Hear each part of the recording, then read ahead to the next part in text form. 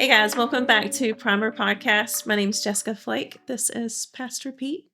And so, Pete, we had a big Sunday. Yeah. I'm excited. And we had, just a big news that was that you gave us to think about. Yeah, this week. absolutely. Yeah, praying about this idea of being a church for your neighbor. Yeah. And obviously, if you have not yet tuned into this past week's message and kind of our vision casting time, please do so before you have this conversation with your groups. But really, just a stirring, I think, in the hearts of so many of our staff team, our elders, our board, asking this question: how are we going to respond to what's happening here in our community between the triad and the triangle, Mm-hmm. right? There's just this explosion of growth that is happening everywhere you look, right? There are new apartment complexes, new developments with homes, and it's kind of this experience that I feel like is pretty rare for a church to have a community being born right around you, not just a couple houses being put into spare lots and little corners here, but literally hundreds coming every single month and somehow being completely full by the time that they are available. And so, we've been thinking about, how do we respond to that? How do we as a church continue this mission and this vision that's been so central to our identity for 170 years to care for our neighbors, to make Jesus famous, to become more like him? And so, I've been praying in these past few months about, this idea of expanding our facility and giving an overhaul to our student center, creating this really neat space for middle schoolers and high schoolers to come and call home and feel comfortable and safe and worship and develop friendships and fellowship, not just on Sunday nights, but throughout the week. Thinking about the ways of making our worship center, more accessible to our community. Yeah, I know. Like being in the lobby, so like that's my main thing between Connect and staying in the lobby and welcoming. Yeah, and it never fails. At least every other Sunday, somebody you can see them come in with this like confused look on their face, right? And they're standing right, like pretty much directly behind the worship center doors, and they're like, where do we worship at? Right. Where are we supposed to go? Exactly. And like for me, it feels odd to even have to let them know because we know. And it just feels, but like to look at our space through the eyes of somebody that's never stepped foot between parking that trying to figure out where they're supposed to come in at and what's so it's exciting to see this through the eyes of someone that's never been. I think that's the idea, is opening this up so that like the moment you walk through the door, you're invited into this intimate time with God and worship, and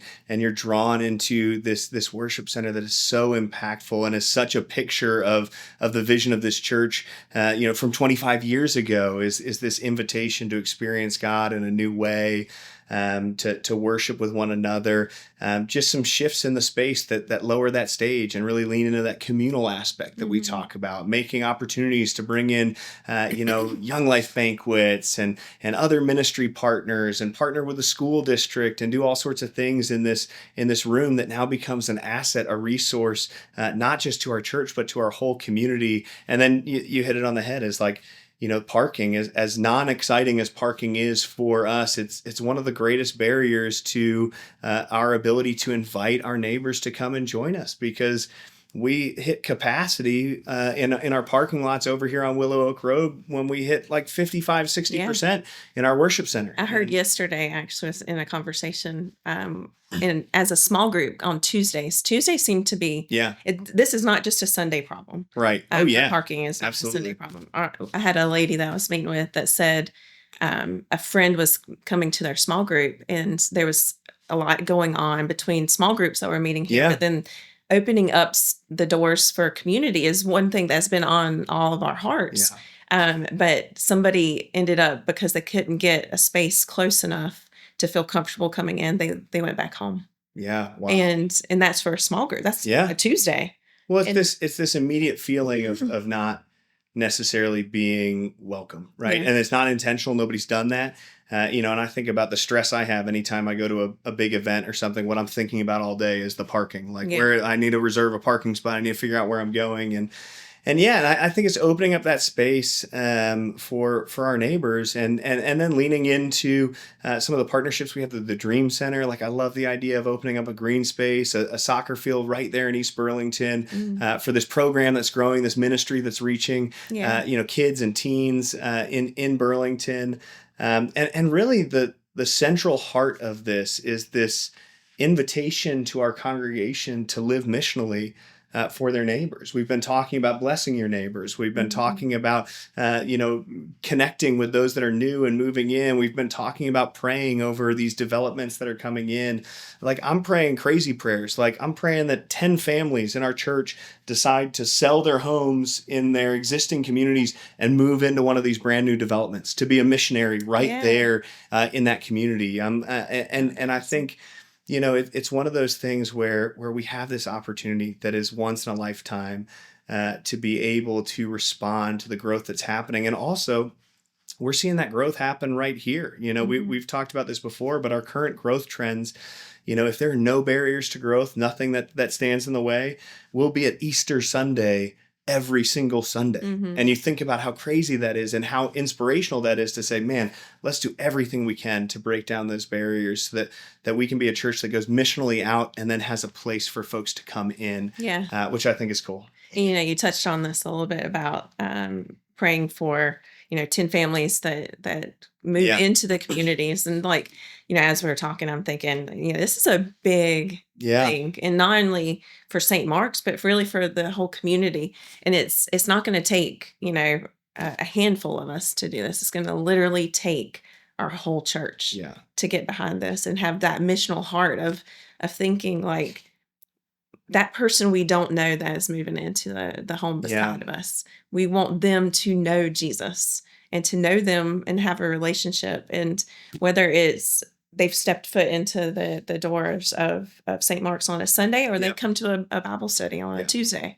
It's just exciting to see that this is a missional outreach that all of us can get involved in. And in fact, all of us need to get involved in it if it's going to be successful. I go back and forth between like complete excitement and then like just feeling terrified and overwhelmed and anxious and these things. And one of those stories we shared on Sunday that's been such an encouragement to me that Kim and Richard and Bob have shared with me. And it's just this story of St. Mark's Community Church in the 40s, right? In the midst of World War II, facing all sorts of uncertainty in the world, all sorts of constraints in the world, feeling this vision to open up more space to welcome others in, and not even just open up more space for their community to gather and worship and invite some friends, but also to pour foundations for a church well in the future that would expand because God was doing something incredible. And I was reading in some of the historical documents, and there's stories of it was World War II. There were no supplies. There were shortages in all the building materials, and so families literally were donating trees from their property. Like, I don't know how they had to pass the offering plates with those. Like, that's pretty heavy. But they're donating trees. They're families that are mortgaging their homes to buy lumber mill equipment to be able to take those trees and turn them into planks to build this sanctuary that we have here. And our history of 170 years is just peppered with these experiences and testimonies of the church's faithful surrender and sacrificial generosity with the intent of opening up space for their neighbors. And I think about, like, man, if you can have that kind of ambitious and faithful vision in the midst of World War II, like what can God be doing right now in our hearts? And so that's just so exciting for me. I think one of the things that you touched on with us one time was saying that not only were they thinking about a few years down the road when their congregation could grow into this building, but they thought 20, 40 years 40 down the years road, down the where they did the foundation, the footings of the wings. So Just they an were ambitious plan. they were thinking about those that probably weren't even born yet. Yeah. That And that was the heart. And I do really truly believe that that is the heart of St. Mark's. Yeah. That has moved forward from then on. And Well, and it's how a church of 170 years old is still thriving and flourishing, is that it's just been a community marked by this radical generosity and care for the kingdom of God and the communities that He's building around us. Yeah. Well, can I read Yeah, Second Second Corinthians? Corinthians. Yeah, the passage we were looking at, 2 Corinthians 9, 6 through 13. And I think it just paints this beautiful picture of what happens when we faithfully surrender in generosity. Yeah. So remember this: whoever sows sparingly will also reap sparingly. Whoever sows generously will also reap generously. Each of you should give what you have decided in your heart to give, not reluctantly or under compulsion, for God loves a cheerful giver, not a cherished, like I said the other week. And God is able to bless you abundantly, so that in all things at all times, having all that you need, you will abound in every good work, as it is written. They have freely scattered their gifts to the poor. Their righteousness endures forever. Now he who supplies seed to the sower and bread for the food will also supply and increase your store of seed and will enlarge the harvest for your righteousness. You will be enriched in every way so that you can be generous in every occasion. And through us, your generosity will result in thanksgiving to God. This service that you perform is not only supplying the needs of the Lord's people, but is also overflowing in many expressions of thanks to God. Yeah. It's such a neat passage because it just paints this beautiful almost chain reaction of generosity, right? Where Paul starts with this idea of the abundance of God's grace and how that leads to all sufficiency that allows you to do these good works. And what's really interesting is the immediate reaction to this is like, picturing ourselves as these lenders of generosity, where like I'll give you $1,000, God, if you pay me back 1,500, right? And we hear these stories, and God can work in that way, and God can bless us in that way. But what the passage is saying there is this word that in Greek translates directly to be basically content with nothing. Mm. And because of the abundance, so it now translates, because of the abundance of God's grace, we can be content with nothing. So we are equipped to do all good things, and there's this beautiful picture that generosity is forming us in a dependency upon God's grace.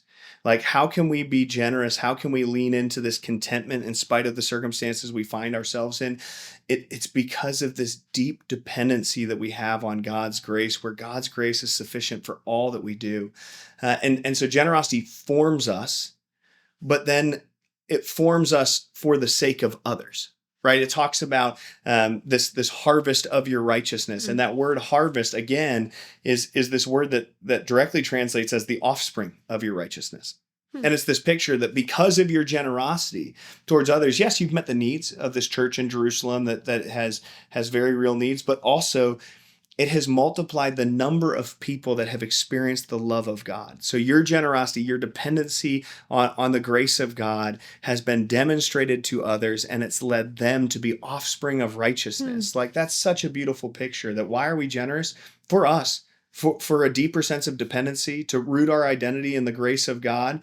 And so it forms us, but for the sake of others, because it's going to invite them into a compelling testimony of God's love for them. And then the final piece, which is so cool, is this shift of those offspring of righteousness then offering praise and thanksgiving to God. Mm-hmm. Right? And so generosity forms us for the sake of others to the end of bringing God glory. And really, this is the foundation of what we seek to do as a church, right? We want to make Jesus famous, bring glory to God, glory that's coming from others, right? Making him known to others. And how do we do that? By becoming more like him, by becoming more dependent upon his grace. And so, as I think about this invitation to be unashamedly for our neighbors, it starts in a posture of generosity. It starts with seeing that dependency on God's grace being sufficient for all things and everything in our life, that then leads us for a heart for others that ultimately produces glory and praise to God. And so I love thinking about generosity that way, and it's been really impactful for me, particularly in these last few years, to see how sacrificial generosity truly has changed my dependency on God in a way that I maybe didn't anticipate, Yeah, which yeah. is cool. Well, hopefully, you have been able to go back and watch the sermon if you've missed this this past Sunday, and hopefully you'll have a great discussion with your group and in your individual study. We'll see you soon. Absolutely. And also be praying. The Yes. biggest thing you can be doing right now is just praying for the church, praying for these communities that are coming, praying for your own hearts. And then join us on March 23rd. It's another Sunday. We're going to have a survey weekend. And that survey is really just a tool of discernment for us as a church to gauge how God's Spirit is moving, not just in our pastors and our staff and our leadership, but across our congregation. And we're going to use that tool to help us prayerfully discern where God's leading in this next season. So mark your calendar for March 23rd. We can't wait to see you then. See ya.